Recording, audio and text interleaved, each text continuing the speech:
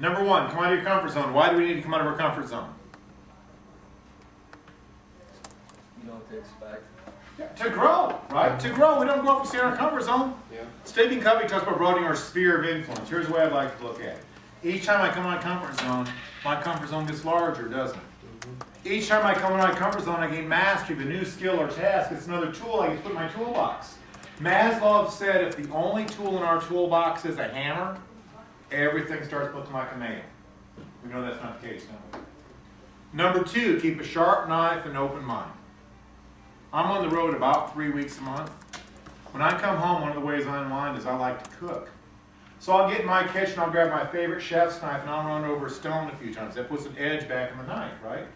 Well, our minds work the same way. So our mind comes across new information. It sharpens our mind. It broadens our view. There's a futurist named Alvin Toffler.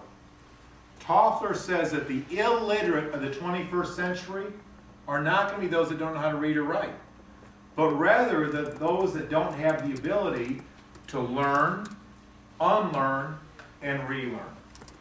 And I believe that. I believe one of the master skills of today's world is the ability to learn, unlearn, and relearn. And as sales professionals, we all better grasp that. You know, one of my business heroes is a guy named Brian Tracy. Brian Tracy suggests this. He said, picture an affluent neighborhood anywhere in the country. Every one of those homes got something in common. A well-stocked library. Now picture a lower income neighborhood anywhere in the country. Every one of those homes got something in common too. Biggest TV they can afford, probably one in every room. I'm not saying television is a bad thing. Hear me out. I'm not saying it's a bad thing. I am going to say we want to watch it strategically. I know people watch television by accident. You know, these people, they get home, turn TV on, next thing you know, 2 hours has gone by, they're plopped on the couch, they have no energy. We have less energy after we watch television than before. But the bottom line is we have to make choices. See, I don't personally know anybody whose lives, careers, and ability to provide for themselves and their families has been enhanced by watching American Idol. But I know many, many people whose lives, careers, and ability to provide themselves and their families has been enhanced by staying on top of the trade magazines that serve their industry, changing how current management, motivation, self-improvement literature, sit in the webinars they should. I know many, many people whose lives, careers, and ability to provide for themselves and their families have been enhanced in those ways. And number three, guard your thoughts. Any idea what I mean? This goes back to that quicksand thing. This is exactly what I'm going to talk about here. Guard your thoughts. You know that dialogue with ourselves, that voice in our head, our self-talk? Psychologists tell us 53% of our self-talk is negative. And that's in healthy people. Can you imagine what it must be like with the loonies, conspiracy theorists?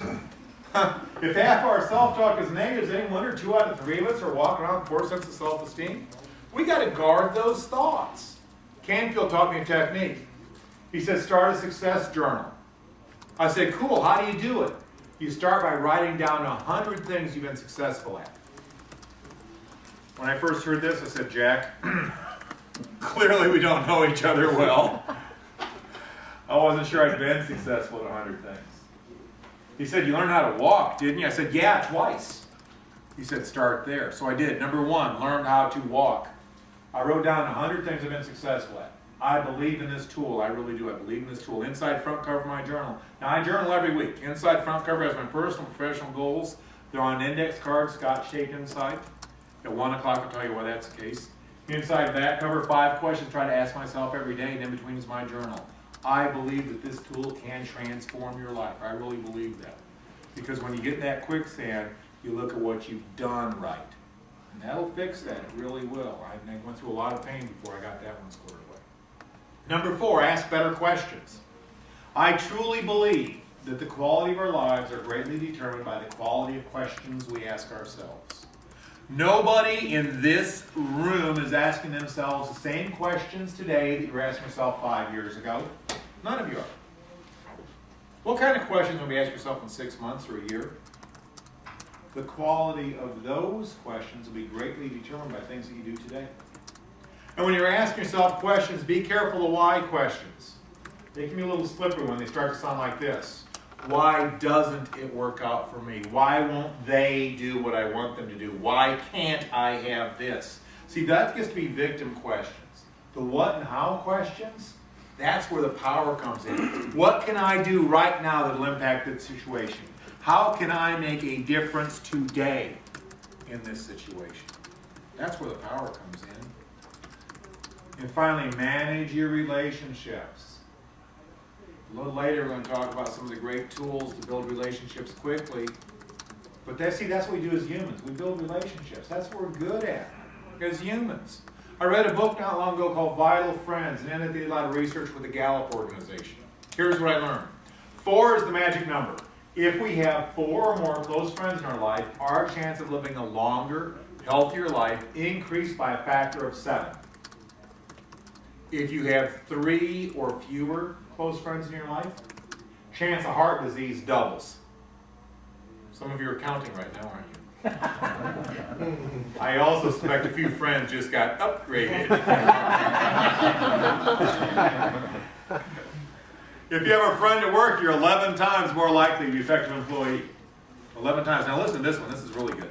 If you feel you have a relationship with your boss, you are 50 times more likely to be an effective employee. That's a big one. But you know what? At the end of the day, it's not the heights we achieve in our career. It's not the accolades we receive. It's not our stature in the community that makes a difference in our life. It is the people in our life that make the difference in our life. Yeah. And those relationships, they take time. They take effort. We'll get back to so much more than we give. These are 5 tips that will help you alter your response to life's events so you can start getting the outcomes in life you both want and deserve. We'll take our last break of the morning. When we come back, I promised I would do the names thing. We'll double or triple your ability to recall names when we get back. So we'll take our last 9 minutes of the morning.